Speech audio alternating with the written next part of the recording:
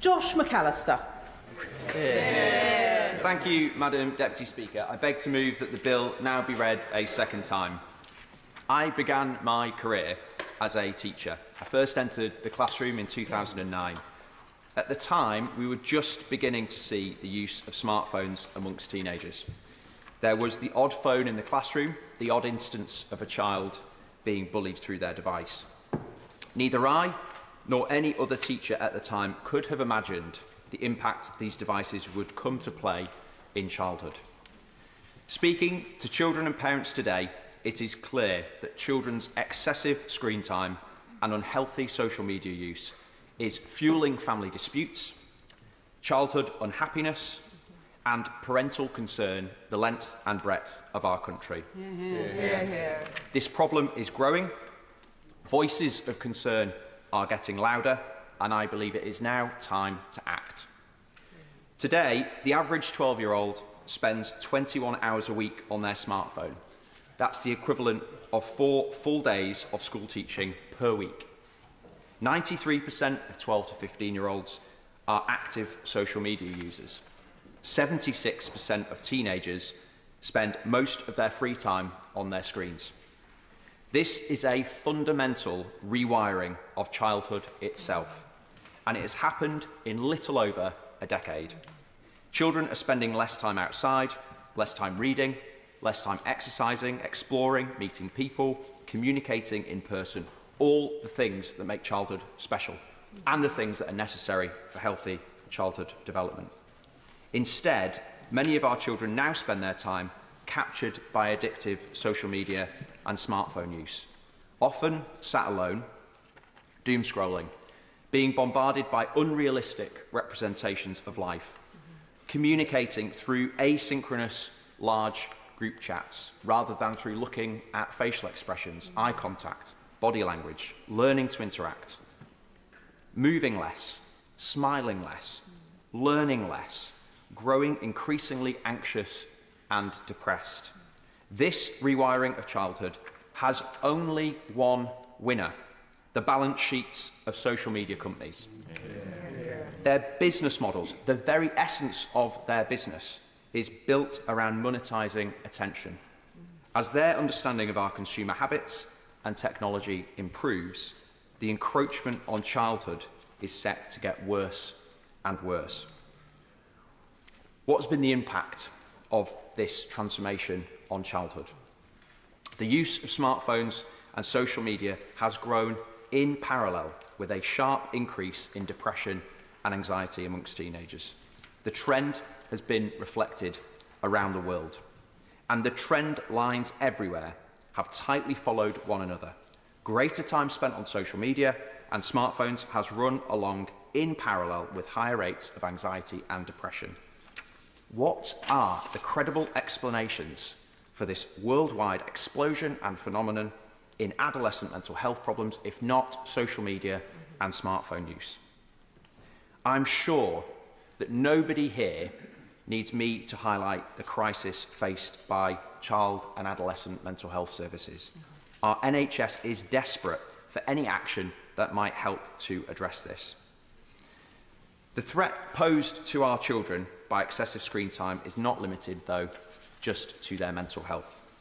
There is increasing evidence of a strong association between screen time and childhood obesity. Smartphone use also affects sleep. Children are 79% more likely to sleep less than the recommended 8 hours if they use their phone. 45% of teenagers, nearly half, stay awake beyond midnight most weeks. This, of course, also has an effect on learning. 4 in 10 teenagers admit their smartphone is distracting them in school and from their grades that they could achieve. For some children, the ubiquitous use of smartphones has forced them into a world of round-the-clock, inescapable bullying and abuse. Over 73% of girls and young women have experienced online harm in the last year. NSPCC has reported an 82% rise in childhood online grooming crimes in the last 5 years, and Ofsted found that 90% of girls and nearly half of all boys have been sent explicit pictures or videos. This bombardment on childhood has not gone unnoticed outside of this building. Across the country, the number of incredible campaigners who have built huge communities calling for change have directly led to this debate here today. That's why I need to take a moment to thank all of those who have contributed in some way to the development of this bill and this debate, many of whom are here in the public gallery today. Firstly, I must reserve my biggest thanks to Ben Kingsley of Safe Screens and Joe and Daisy Ryrie and everyone else at Smartphone Free Childhood. I refer members to my register of interests to see the value of the contribution in kind they have made to get us here today, and I'm extremely grateful for all of their hard work and dedication to this cause. Their continued leadership on this issue gives me enormous confidence that laws will ultimately change to tackle these issues. I also put on record my thanks to the tens of thousands of parents who wrote to their MPs via Smartphone Free Childhood and apologised to the 630 members of this House who got extra emails to respond to in the process. I was very grateful for the substantive research document pulled together by Rachel, Tom and the team at Nesta, which demonstrates so clearly why action is needed, and for the polling and focus group research done by New Britain and More in Common, which shows how popular taking action is amongst children themselves as well as parents. Thanks also go to Arabella Skinner and Dr. Becky Foljambe at Health Professionals for Safer Screens and all the health professionals they mobilised to engage with the development of the bill, who are witnessing firsthand the impacts of excessive screen time on the physical and mental health of the nation's children. Our teachers and school leaders are, of course, also in the front line of seeing the impact on children in their care. Particular thanks go to head teacher of the John Wallace Academy, Damien McBeath, who organised hundreds of his colleagues in support of the bill, to Teach First and Ambition Institute, all of the schools and academy trust leaders who backed the bill, and to teaching unions, ASCL, NAHT, NASWA, and in particular the NEU, who are leading a big campaign on social media and smartphone use, with a report out just this morning. Children's charities are alive to the detrimental impact of smartphone and social media use on this generation, and I've been delighted to have the backing of the Big Five children's charities, Barnardo's, NSPCC, Action for Children, the National Children's Bureau and the Children's Society. In addition to data and testimony provided by UK Youth On Side, the Scouts, Girl Guiding, Quorum and the King's Trust, they have made their mark on this debate. A special mention also goes to the current and former Children's Commissioners for England for their backing. Organisations representing parents have also been vocal about the need for further action, and I record my thanks to Sue and Rhiannon and the wonderful team at Mumsnet for all of their coverage and the debate they have instigated on this topic, and also Parent Zone and Parent Kind for their contributions to the bill hearings. Let me also thank every other member of the public and professionals who came to the bill hearing processes. There's too many to mention, but they have certainly made an impact on members of Parliament who attended. Finally, I want to thank the Five Rights Foundation and members of the Bereaved Families for Online Safety Group, who I met alongside my honourable friend for Darlington. They experienced the most devastating consequences of smartphone and social media use. They have done what so many would find so difficult to do and turned personal tragedy into a campaign for urgent change. Ellen Room, Mariano Janin, Lisa Kenevan, Ruth Moss, Lauren Lefave, Amanda Stevens, Stephen Stewart and Esther Jai for their bravery and for engaging with the development of the bill. Thank you. With the problems so stark and the calls for change so loud, what is being done to respond to these issues around the world? Just this week, in the conservative state of Utah, the Republican governor has passed America's first law mandating age verification for app stores in order to ensure children only use apps that are age appropriate, where parents are happy. Australia has legislated for an outright ban of social media below the age of 16 that will come into force later this year. Denmark last week moved to ban mobile phones in schools and after-school clubs. Norway last year has increased the minimum age limit on social media to to 15 by changing the age of consent for data sharing. France has done the same and has pushed for measures to be taken across the EU. Will it just be British children that are left unprotected against the addictive harms of smartphones and social media? We cannot let this happen, and we must act. It is time we caught up, and that is why I'm so pleased to be debating this issue today, following months of engagement across government and beyond with hundreds of health and education professionals, children's, youth and online safety charities, parents and young people themselves. I introduced this bill because of the stark difference between the conversations taking place out there in the country and the debates we've had in here in the nation's parliament. It is fair to say that the public are well ahead of politicians on this issue, and today marks progress towards Parliament finally catching up with the mood of the nation. This bill has been drafted to secure explicit government backing. It's been written to achieve change rather than just highlight the issue.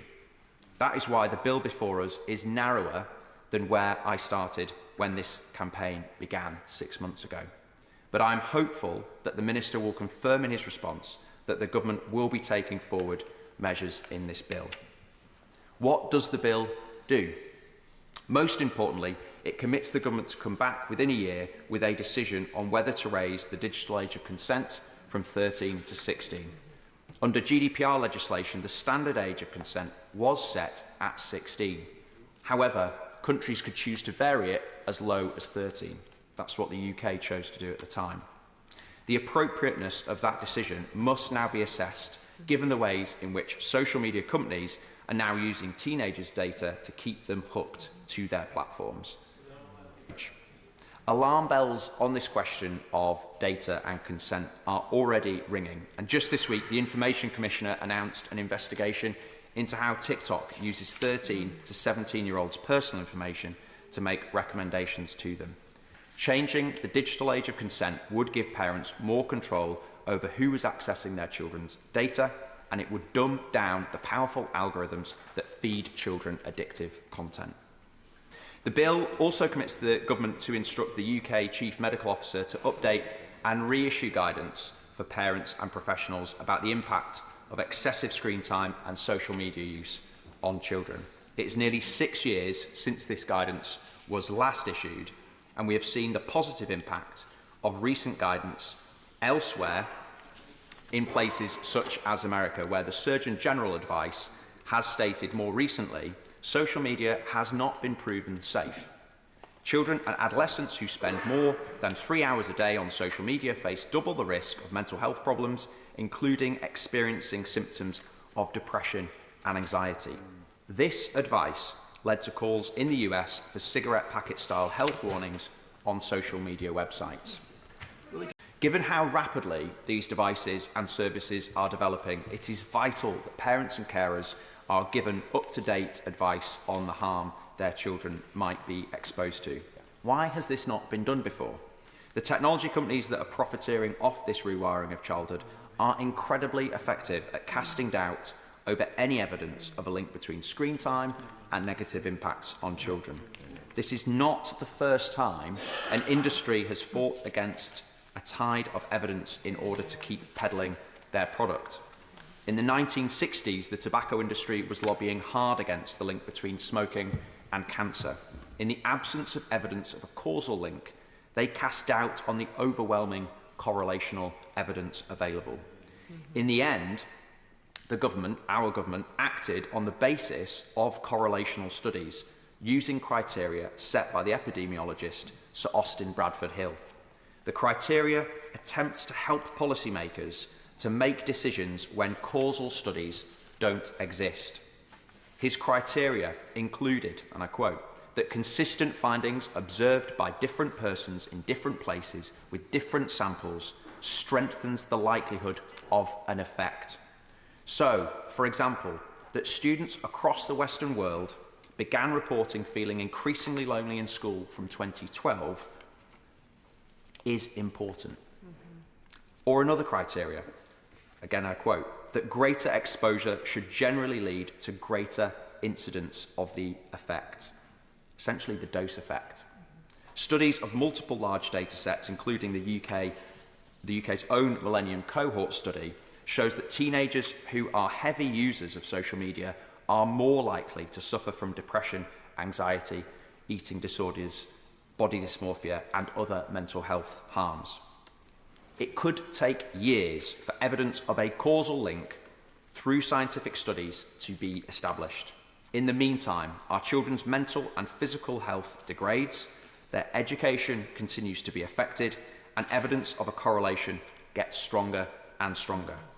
As lawmakers, we must use tools like the Bradford Hill tests to make the best possible decisions with what we know now. We must act on excessive screen time today in the same way we acted on smoking back then. And like debates that were had on smoking and car seatbelts, it took a process of legislation rather than one big bang event. That's why starting today with these initial steps and then following them through with major action soon will be so important. Now, Madam Deputy Speaker, I want to turn directly to address head-on the arguments made against taking action to curb social media and smartphone use by children. As I see it, there are 5 common arguments against action. First, that there isn't enough evidence to act. Over the last few months, through the number of evidence sessions and engagement with experts that myself and others have had, has shown that that is plainly untrue. And even so, where should the burden of evidence sit? With the parents and campaigners who have noticed the damage being done to their children? With the children themselves who are calling for more support? Or the companies who are selling them products and services designed to be addictive that have completely transformed the nature of their childhood? When it comes to protecting children from harm, a precautionary approach is surely advised. For almost any other product, companies would have to prove that they were safe before selling them to children, rather than being free to sell them as they wish until the evidence of harm becomes overwhelming that something needs to be done. It is instructive that the US Surgeon General advice states that social media has not yet been proved safe. Second is the argument that this is simply the latest in a line of moral panics. People used to fear that watching too much television would turn your eyes square, or that reading novels in the Victorian era would degrade intellect, or that playing violent video games in the 20th century would turn all our children into thugs. But for every example of overblown moral panic, we have many more examples of genuine public health crises that we took too long to address, but eventually were forced to tackle. Research that has come out this morning from More in Common demonstrates that this isn't an issue of Luddite older generations bemoaning shifting social trends. Concerns about social media and smartphone use are dominant in every single generation.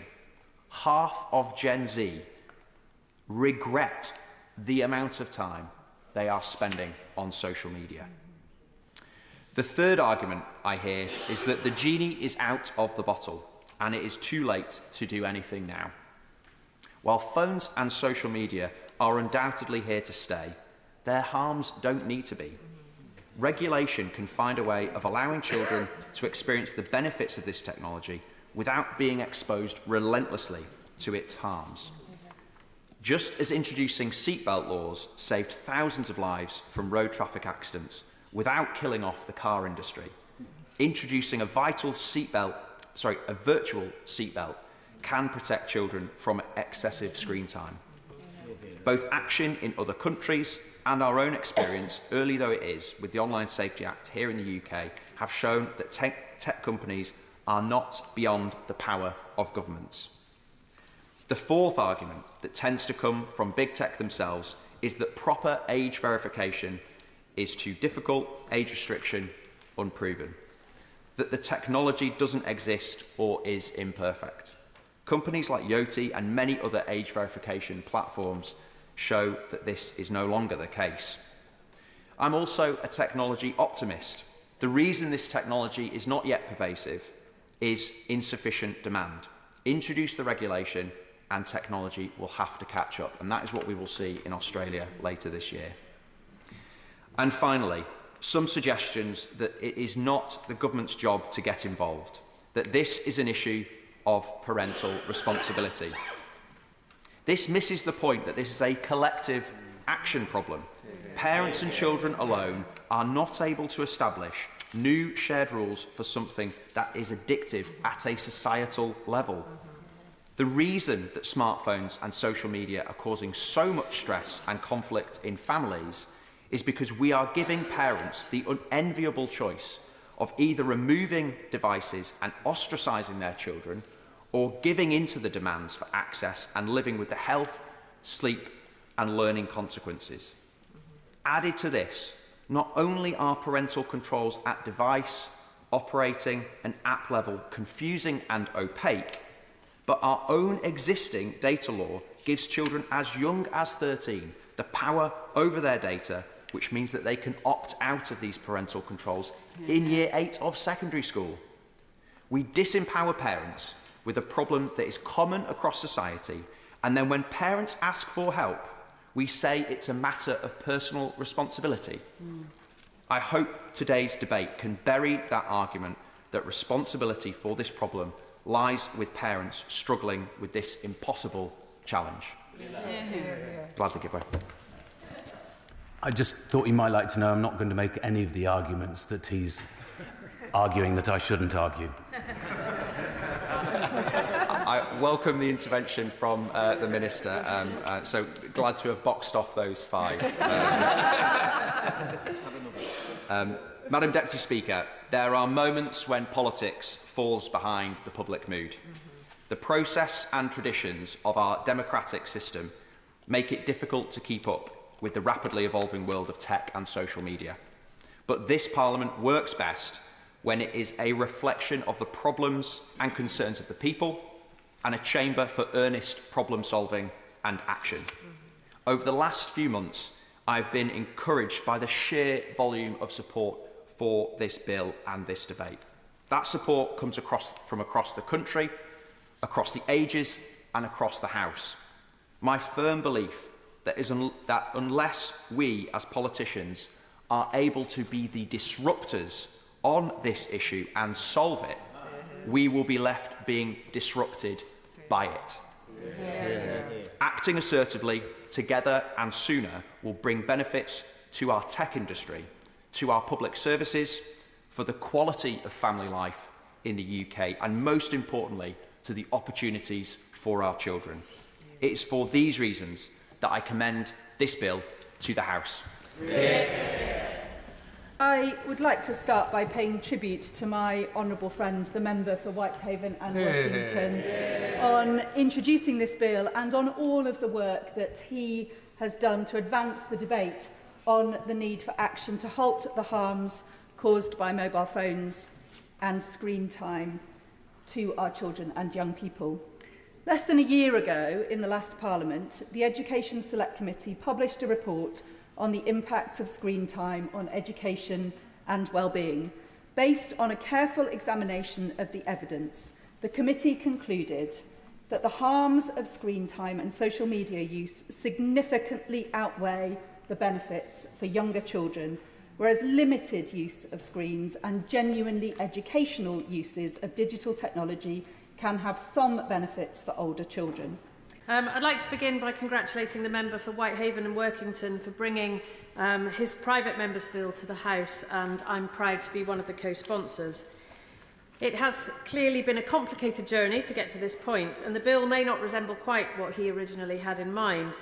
But the sheer fact of bringing this bill forward has lit up a national conversation about the impact on our children of smartphone use and social media.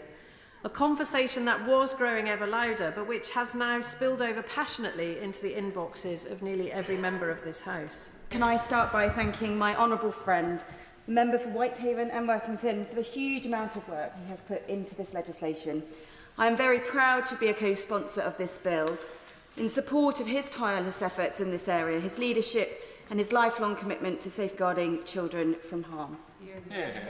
Over the past 6 months, this bill has been a lightning rod for the conversation around children's access to smartphones and social media. This bill does not mark the end of that conversation, but rather the start of a national debate on what childhood in the online age should look like. I am glad that the government has positively engaged with this bill and that through this legislation we can now see a path towards ensuring that we give children the best possible and, crucially, least harmful start in life.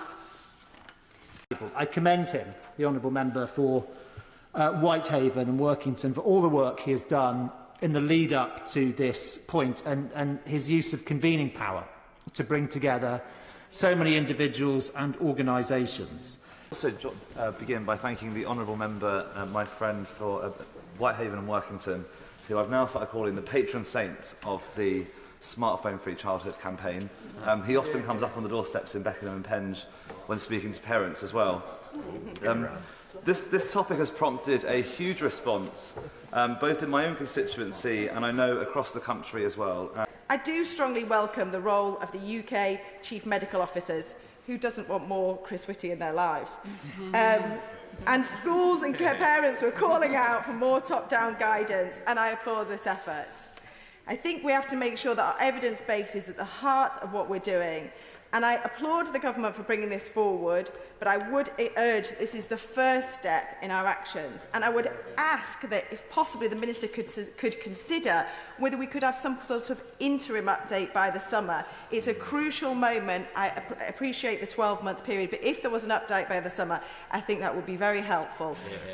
Any opportunity we can do to increase the length of childhood of all of our children would be beneficial to all of our constituents and the country. Thank you. There's been a massive consensus for the work that the Honourable Member has done by bringing forward this bill today from all sides of the chamber, and I think there is a consensus from those who have spoken today about the need to go further and faster on this issue, and I will certainly be supporting the member in doing that. So, a long time ago, I was 11 years old, and Titanic, the movie, was coming out, and I'm sure you'll all remember it was a huge box office hit. I was desperate. I was desperate to see it, but as an 11-year-old, it was rated at age 12, and my parents told me that I wasn't allowed. I love drama and history and Leonardo DiCaprio, and I was incensed at the injustice that I wasn't allowed to watch it because all of my friends were. It's outrageous. I gave my parents hell on the issue. I tried every persuasion technique available to me, and I still wasn't allowed. Now, I do still love history and drama, and Leo less so, but the reason I'm talking about this is because I wasn't really upset about not being able to see the film. I was scared of being left out from my peer group. And this is the key issue that parents bring up in Darlington. They say to me so frequently that the pressure to give their child a smartphone when they're not sure if they're safe is overwhelming. Firstly, on health, a recent event we had in Kensington and Bayswater with local campaigners. A doctor shocked the room when she said amongst her peers, her paediatrician peers, that the impact of excessive phone use and social media on children is now the single main health concern that they have. Not pollution, not smoking, not diet. It is this issue we've debated today that most worries paediatricians today. But first of all, I think I'll probably have the unanimous support of the House in praising my honourable friend for Whitehaven and Workington. I'm slightly worried that he was referred to as the patron saint earlier, and because the danger with patron saint is they tend to be martyred at some point in their career, and I don't wish that for him. I'm not going to make any of the arguments, as I said earlier, I'm not going to make any of the arguments that he told me not to make, because I don't subscribe to them. And also, I'm not going to make any arguments today against action.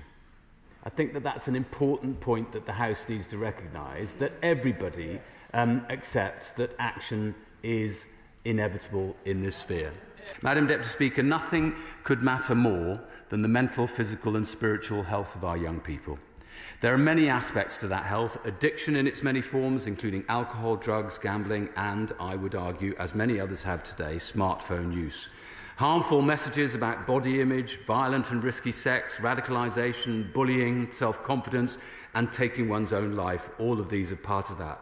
Physical health is, of course, part of mental and spiritual health. Getting out and about, as many have referred to, eye-to-eye contact, brain development, all of these things matter. And let's be absolutely clear, excessive smartphone usage is engaged in all of these aspects of mental and spiritual, and I would argue physical ill health. Algorithms can be set to increase addictive scrolling. Apps with weak age verification processes expose children to completely inappropriate material. The business model for some tech companies is not always conducive to children's health.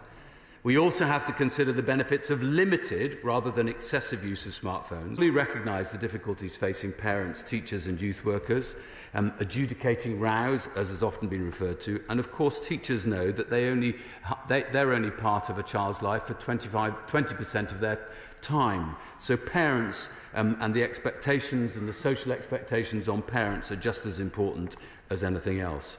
And I fully recognise the complaint from many young people that I hear regularly in my own constituency: there's nothing else to do round here. 100 years ago, in every one of our constituencies, there would have been youth clubs, there would have been scouts and guides, there would have been lots of different organisations that specifically catered for young people to do active things out of the home. Many of those things barely exist today, and that's part of what we need to look at. Let me talk, Madam Deputy Speaker, specifically about what we will do and what we are doing. First of all, the Online Safety Act. It's called the Online Safety Act 2023. I only wish it had been the Online Safety Act 2020 or 2021 or 2022. It was far too delayed. It's extremely frustrating for us as ministers at the moment that this has taken so long to get to this point. We're working with Ofcom to implement every element of it as fast as we possibly can, but some elements of that are written into the Act itself. The Secretary of State wrote to Ofcom on the 16th of October last year to that effect, that we want to implement everything as fast as we possibly can, whilst taking on board the criticisms that some have made of Ofcom. We also believe, of course, the illegal content codes have now passed parliamentary scrutiny and they will come into force this month. I hope that that will produce some change. The draft children's safety codes, which have been referred to, are nearly finalised, and the child safety regime will be in effect by summer. That is good news. And of course, the Online Safety Act itself, in section 178, says that it must be reviewed. Also, the Department for Science, Innovation and Technology has launched its own feasibility study, which is into the impact of smartphones and social media use. That will report in May of this year. It's been run by the University of Cambridge and a consortium of experts. And the bill, we hope, that has been published today by my honourable friend, will help us build on that feasibility study so that we have all the information that we need to make a considered view. We will work with this in roughly the same timetable as is provided in the bill today. And the closer we can get to causal and direct relationship between smartphone usage and mental health issues, and to clear evidence on the best, most effective and most appropriate and proportionate intervention by government, the better. Just in relation to the data bill, because there are further things that we're introducing there, there are new requirements on information society services which are likely to be accessed by children so that they can be protected and supported when they are designing their processing activities. Clause 91, Clause 124 and Clause 81, I think, will make a significant difference. The bill makes recommendations, Madam Deputy Speaker, which very much chime with what we intend to do and are helpful in that direction. Of course we want the Online Safety Act to bed in. Of course we want to implement the data bill and the new provisions there. Of course we want to conduct fuller, more authoritative research and provide clear advice to teachers and parents across the land. Of course this is not the end of the matter. I'd be amazed if there is not further legislation in this area in the coming years. And with that, I commend the campaigners who've made such a strong case to us and via my honourable friend. And I just end with the words from my honourable friend for Kensington and Bayswater. The words of the paediatrician that he referred to are ringing in my mind. There is no option of inaction for this House or for this country. There has to be action, and I'm grateful to the honourable member for introducing his bill today.